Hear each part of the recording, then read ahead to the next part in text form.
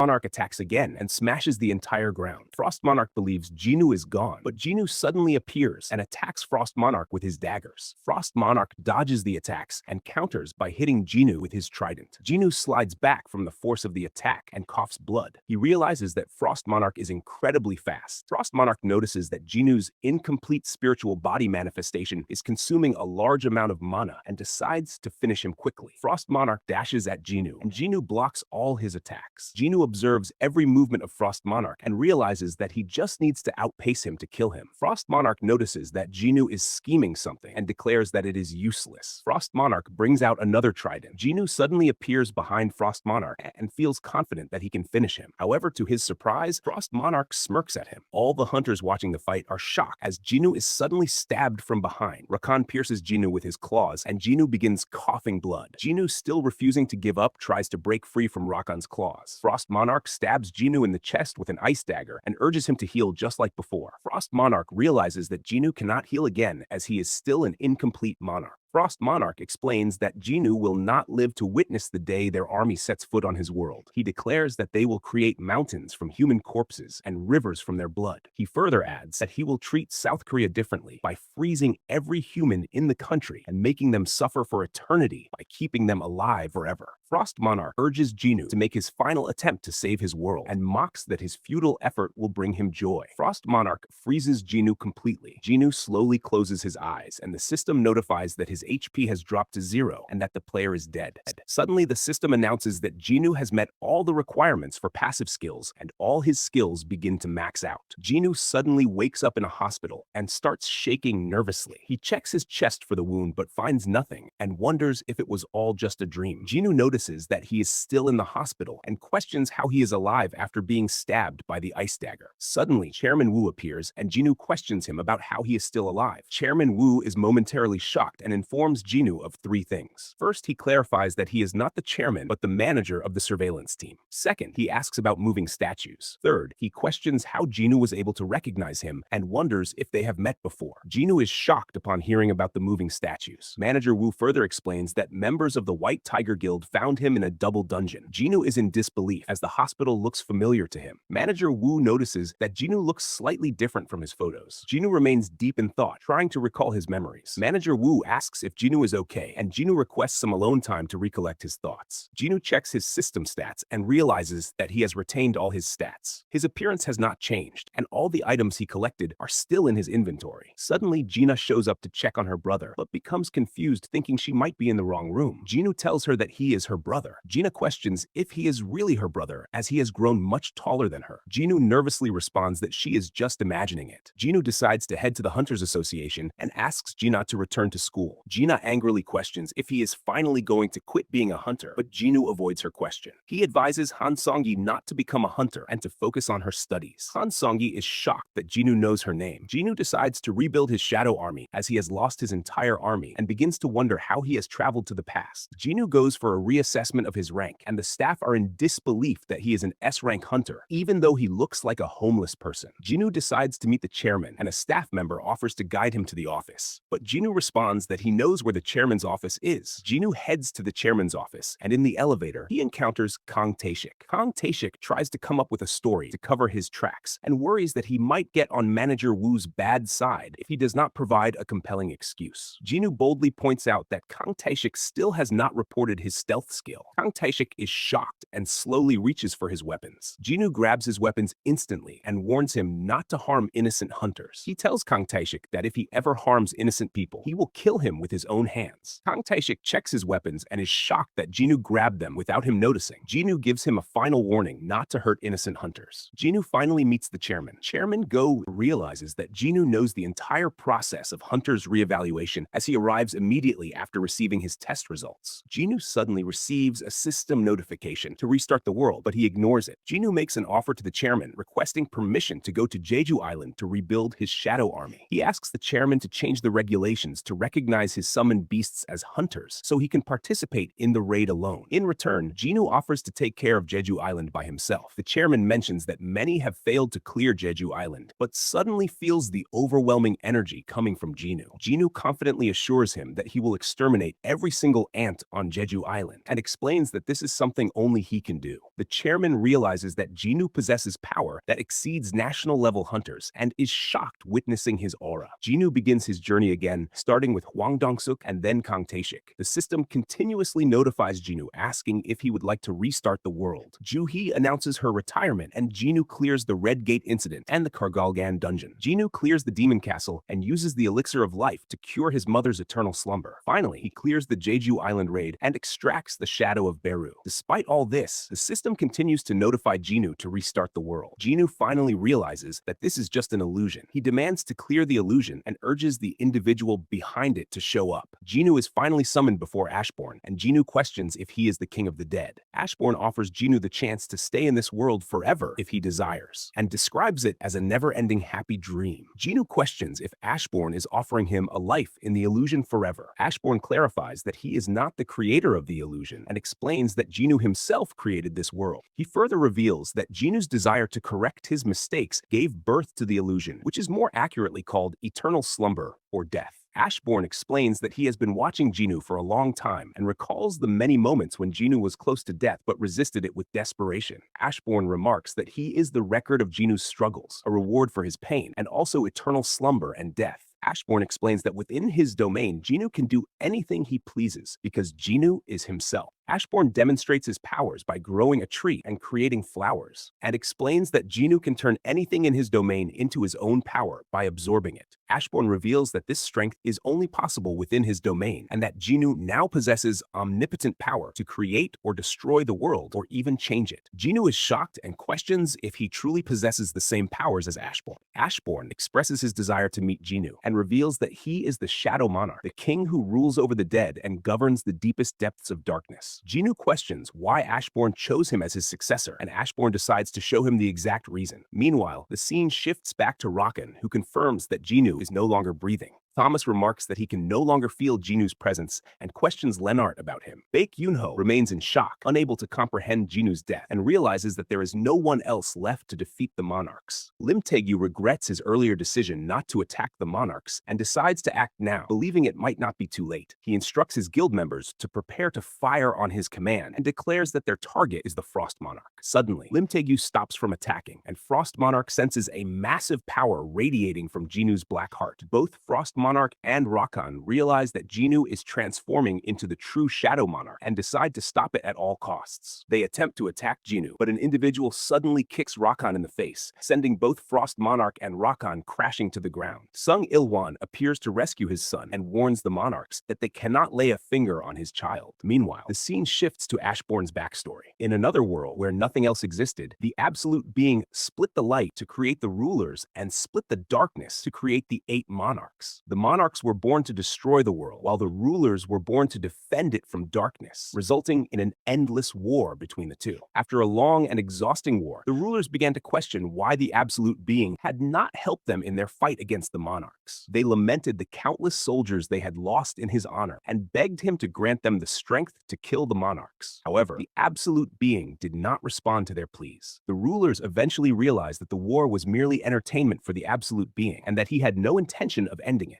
Ashbourne explains the 3 commandments that all rulers must follow. The first is to worship the Absolute Being, the second is to praise the god, and the third is to prove their faith to the Absolute Being. He reveals that those who fail to follow the commandments will not be spared, but even those who obey them are destined to face death. Ashbourne explains that the rulers eventually realized the war would never end as long as the Absolute Being existed. All the rulers decided to draw their swords to put an end to the meaningless fight, leading to a rebellion. Ashbourne reveals that he was a ruler who stood against the other rulers' plan to kill the Absolute Being. However, his army was no match for the rulers' combined forces. Ashbourne lost the battle and, near death, found himself in darkness. There, he discovered that the Absolute Being had left a hidden power within him. He transformed into the Shadow Monarch, gaining the power to command the dead army. Ashbourne used his new army to battle the rulers, but it was already too late as the Absolute Being had been murdered by his own creations. After killing the Absolute Being, the fragment of brilliant light assumes the position of gods and becomes the rulers. They use devices containing the Absolute Being's powers to attack the monarchs. Using this power, they capture the monarch of giants, and the balance of power collapses. Ashbourne reveals that he takes this opportunity to join the monarchs in their battle against the rulers. The monarchs have no choice but to allow Ashbourne to join them in order to defeat the rulers. Ashbourne fights alongside the monarchs not as a fragment of brilliant light, but as the Shadow Monarch. His power to command the dead becomes his strength as he commands dead soldiers on the battlefield. When Ashbourne reaches the same power level as the Dragon King, both the monarchs and rulers begin to fear him. Eventually, two monarchs join forces to bring him down, and his shadow army is completely destroyed in the battle. Ashbourne explains that his excessive power brings betrayal once again. While he manages to kill Baron, the King of White Flames, Rakan escapes from him. The rulers appear, and Ashbourne confines the King of White Flames within his shadows. All the rulers kneel before Ashbourne and plead for his forgiveness. They explain that Ashbourne has no reason to fight them anymore. Ashbourne realizes that the rulers wish to make peace with him, even though they have the power to kill him. He understands that this might be their way of showing respect to him as a fellow fragment of brilliant light who once led the army on the front lines. Ashbourne angrily reminds them that they killed their master. One of the rulers responds that the Absolute Being is also their master. This frustrates Ashbourne, and he grabs the ruler, declaring that this makes their crime even more disgraceful. The ruler explains that this was their only way to end the war, and admits that they felt terrible for going against the Absolute Being. The ruler requests Ashbourne to kill him by piercing him with his spears so that Ashbourne can emerge as the victor of the war. The rest of the rulers also pledge for forgiveness. Ashbourne becomes confused by their actions and decides to go into hiding to plan his revenge. Ashbourne reveals that he confines the monarch of White Flames within his shadows and plans to kill Rakan for his actions. While Ashbourne is in hiding, the monarchs lose immense battle power and are defeated by the rulers. The monarchs escape to a gap between dimensions. After Ashbourne reappears, the Dragon King decides to increase their battle strength and prevents them from fighting. The Dragon King gladly accepts Ashbourne to join their side. All the monarchs decide to build a new army from a world where the rulers cannot find them, and they select Earth. Ashbourne reveals that the arrival of the monarchs causes inevitable destruction to humankind. He shows Jinwoo a city engulfed in a sea of flames. Jinwoo notices this from the demon castle and questions if this is the future of Earth. Ashbourne clarifies that this is their past and explains that the monarchs successfully destroyed Earth. He further adds that the rulers exist to maintain the world after the death of the Absolute Being. The rulers send their army to fight the monarchs after tracking them, but it is too late. The rulers become furious that they cannot catch the denizens of chaos and realize that another world has been destroyed. The rulers decide to set everything right and use a forbidden device containing the powers of the Absolute Being. The device is called the Cup of Reincarnation, and it has the power to turn back time by approximately 10 years. After this, the rulers do everything they can to protect the world, but Earth is too weak to fight against the monarchs. A world without mana cannot withstand the battle between the two sides. Regardless of which side wins the battle, the world would be destroyed. The rulers realize that they cannot save everyone and ultimately decide to save a portion of humans so that life on Earth can continue. Jinwoo suddenly realizes that this is how the rulers create hunters. Ashbourne explains that the rulers are desperate to save the human world and choose to create beings who can survive the war between the rulers and the monarchs. Jinwoo reflects that the demon castle might be a memory fragment left behind by the Shadow Monarch. Jinwoo asks if the world has been destroyed countless times. Ashbourne responds that it has been destroyed multiple times and explains that time cannot change the flow of higher beings. He reveals that the higher beings retain their past memories. The monarchs use these memories to their advantage and refine their plans repeatedly until the Cup of Reincarnation becomes useless. Jinwoo is shocked to learn that the Cup of Reincarnation has a limit. Ashbourne explains that there is no such thing as infinite power and that all power eventually comes to an end. Jinwoo questions how the rulers were able to kill their own creator. Ashbourne provides an example of how humans are sometimes killed or hurt by their own inventions. He explains that the rulers were created to fight, and this gave them more than enough power to overthrow their creator. Ashbourne explains that just as the rulers strengthened the world by lending power to humans, the monarchs took inspiration from this and borrowed human bodies to descend upon Earth. This allowed them to reach Earth with their armies sooner than expected. The monarchs planned to use the mana spread throughout the world to turn the entire Earth into one large trap. Jinwoo asks if this plan is meant to slaughter the ruler's army in a single strike. Ashbourne confirms this. Ashbourne reveals that for a monarch to obtain a human vessel, they need someone who can handle their power. This is the reason both the Dragon King and the Shadow Monarch could not find their human vessels. Ashbourne explains that the architect came to him with a proposal offering him a human vessel in exchange for immortality. The architect searches for a human vessel with high physical and mental strength and designs a system to find a vessel highly responsive to his mana. However, the process is not simple. Ashbourne notices Jinwoo and observes how he steps beyond the boundaries of human limitations. Even though Jinwoo is weak and constantly near death, he always manages to escape. Ashbourne reveals that he has watched Jinwoo for a very long time and decides to choose him, even though the architect never approved. Ashbourne explains that he is the record of Jinwoo's struggles and the evidence of his pain. Jinwoo responds that even though he broke free from Ashbourne's scheme, he is unsure if he is strong enough to receive his powers. Ashbourne explains that they made it possible using the architect's system, which allowed Jinwoo to adapt to his strength through a game-like structure. Gradually, Jinwoo's body was able to accommodate his powers. Jinwoo realizes that this is why the system is designed like a video game and why he is called a player. He asks why Ashbourne betrayed the architect. Ashbourne reveals that based on the ruler's apology and the monarch's betrayal, he made the simple decision to grant his powers to Jinwoo. Ashbourne says that he enjoyed their time together and probably did not want to lose him. He gives Jinwoo a choice to either stay in his domain and rest in eternal sleep with the wonderful dreams he created, or return to reality and face his enemies. Jinwoo questions Ashbourne's decision not to choose the rulers and mentions that he lost his will to fight. He asks why Ashbourne leaves for another world with the monarchs. Ashbourne responds that he has no place for himself. Jinwoo declares that this is the exact reason he cannot stay in the illusion, as he does not belong there. Ashbourne becomes happy with Jinwoo's decision. Jinwoo wonders if he will ever see Ashbourne again. Ashbourne reveals that he is returning to eternal sleep and that their paths might not cross again. The system notifies Jinwoo that all the limits on his powers have been lifted. It reveals that Igris has regained his original commander-level power, and Beru's power has also increased significantly. The system asks Jinwoo if he wants to delete it, and Jinwoo agrees. Suddenly, a flash of light appears, and a massive mana wave begins to emit from Jinwoo. Both Frost Monarch and Rakan are caught in the wave. Frost Monarch questions if Sung Ilwan is truly going to protect the human who is about to inherit the powers of the Shadow Monarch. He describes it as the worst catastrophic disaster that will bring ruin to the world and wonders why the rulers are helping the Shadow Monarch. Rakan realizes there is no time to argue, and both monarchs prepare to fight.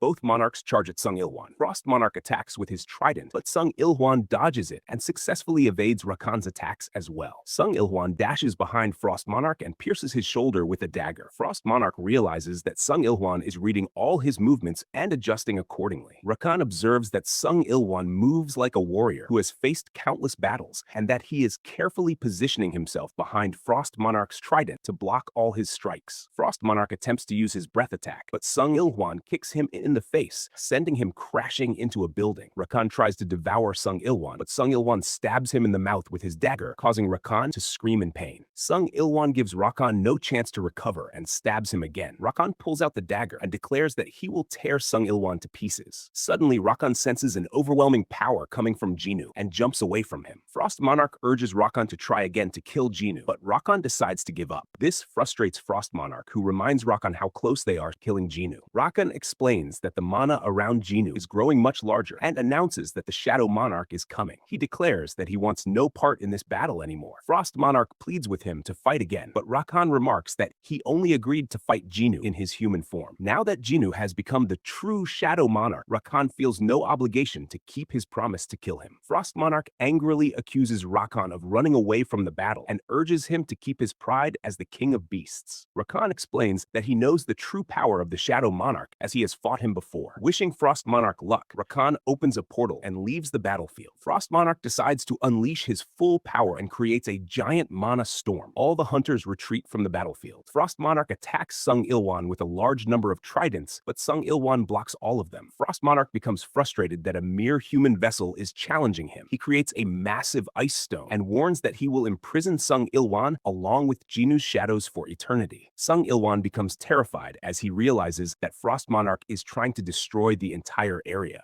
An ice arrow slices him, and Frost Monarch follows up with a barrage of ice arrows and the massive ice stone. Sung Ilhwan is frozen in fear, but Beru effortlessly destroys the massive ice stone. Igris comes to Sung Ilhwan's rescue and mocks Frost Monarch, suggesting that he should not call himself a king with such weak powers. Frost Monarch realizes that Igris has broken free from his spell and regained his original powers. Jinwoo breaks out of the ice and calmly remarks that prophecies should not be trusted. Jinwoo notices that Rakan has fled the battlefield. Both Igris and Beru kneel before Jinwoo. Jinwoo boldly declares that he did not give Rakan permission to run away. Frost Monarch visibly trembles as he sees the wall of mana surrounding Jinwoo and realizes that the difference in their strength is far too great. Jinwoo turns his back and takes his eyes off Frost Monarch. Frost Monarch decides to act, sensing an opportunity that may never come again. Even though he knows the immense gap in their power, Frost Monarch believes that if he misses this chance, his death will be inevitable. He charges up and attempts to kill Jinwoo with a single strike. Frost Monarch blasts ice magic through his trident at Jinwoo, but Jinwoo effortlessly cracks it with a single hand. Frost Monarch is left in shock as he witnesses the overwhelming power of the Shadow Monarch. Jinwoo decides to finish Frost Monarch last and orders him to wait until he deals with the King of Beasts. Meanwhile, Rakan emerges from the portal and finds himself in a distant forest. He remarks how he felt the presence of death and regrets his earlier actions of arguing with Frost Monarch. Rakan wishes he had escaped earlier and decides to keep a low profile until the Dragon King arrives. Out of nowhere, Rakan senses an overwhelming aura approaching him and smells death in the air. Jinwoo appears behind Rakan, and Rakan drops to his knees as he senses the vast difference in their strength. Rakan bows his head to Jinwoo and decides to submit to his commands. Rakan pleads for forgiveness and declares that he no longer wishes to fight Jinwoo. He offers to become an ally and fight alongside him. Rakan further explains that the Dragon King's army will soon descend upon the world and offers to assist Jinwoo with his own army of beasts. Jinwoo agrees to Rakan's request. Rakan smirks, thinking that Jinwoo is a fool, and he is not the true Shadow Monarch because the Shadow Monarch would never forgive a traitor. Rakan recalls how he not only betrayed the Shadow Monarch, but also tried to kill his vessel. He remarks that human kindness has bought him some time and plans to rip Jinwoo to shreds once the Dragon King arrives. Rakan declares his loyalty to Jinwoo, but Jinwoo responds that there is a condition.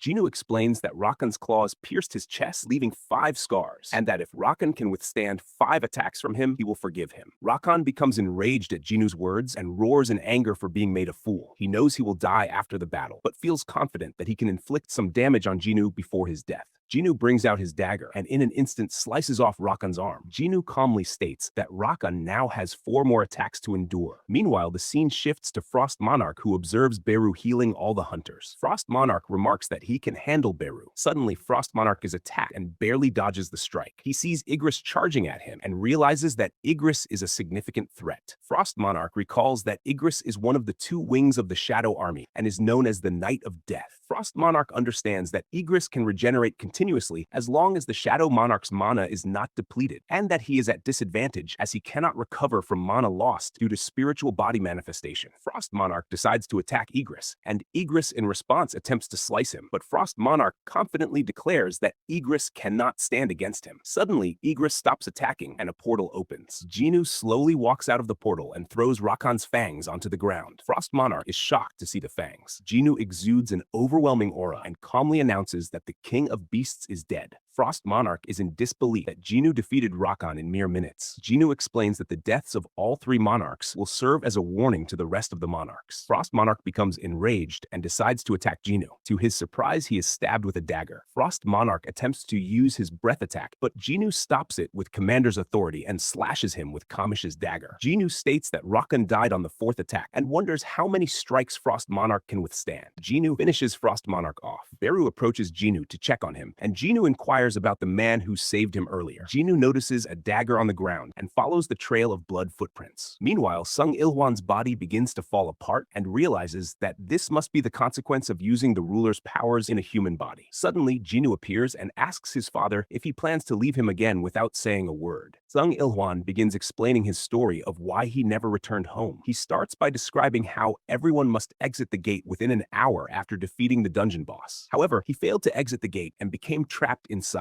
He stayed there for a long time with no food and no sleep. One day, the rulers contacted him and offered him their powers in exchange for stopping the monarchs, including the Shadow Monarch, who would soon be born. Sung Il-hwan had no choice but to accept their terms, as it was his only way to escape. He returned to Earth and began working as a messenger for the rulers to carry out their mission. But when he saw Jinwoo fighting the giants during the Tokyo dungeon break, he could not bring himself to kill his own son, even though he knew the Shadow Monarch resided in his son's body. All he could do was watch from a distance. After Jinwoo killed the giant monarch, the rulers decided to change their plan. They ordered Sung Il-hwan to protect the Shadow Monarch, as they realized they needed his power to destroy the monarchs. The rulers understood the risk they were taking, as they were unsure if the Shadow Monarch would side with humans or the monarchs. However, they knew he was the only one who could truly stop the Dragon King and his army. Sung Il-hwan sadly admits that he did not want his son to see this side of him and asks if Jinwoo hates him for not returning home. Jinwoo responds that he hated him a few times, but adds that he always thought about his father when he first started as a hunter. He recalls every time he came close to death and each time he returned home. Jinwoo expresses how much he missed his father and asks if his father missed him too. Sung Il-hwan begins crying and says that not a single moment passed without him thinking about Jinwoo, and that watching him from afar brought him joy. Sung Il-hwan's body begins to fade away as he walks toward Jinwoo and hugs him, saying that he has become a fine young man. Jinwoo also starts crying as he hears his father's last words and angrily questions if the rulers cast him aside after using him for their schemes. Sung Il-hwan happily explains that the rulers simply gave him the opportunity to make a choice, and he chose to protect his son because it was the right thing to do. Jinwoo pleads that he wanted to spend more time and talk more with his father. Sung Il-hwan apologizes for not being a better father and completely fades away. Jinwoo becomes overwhelmed with frustration and starts shouting, unable to bear the pain.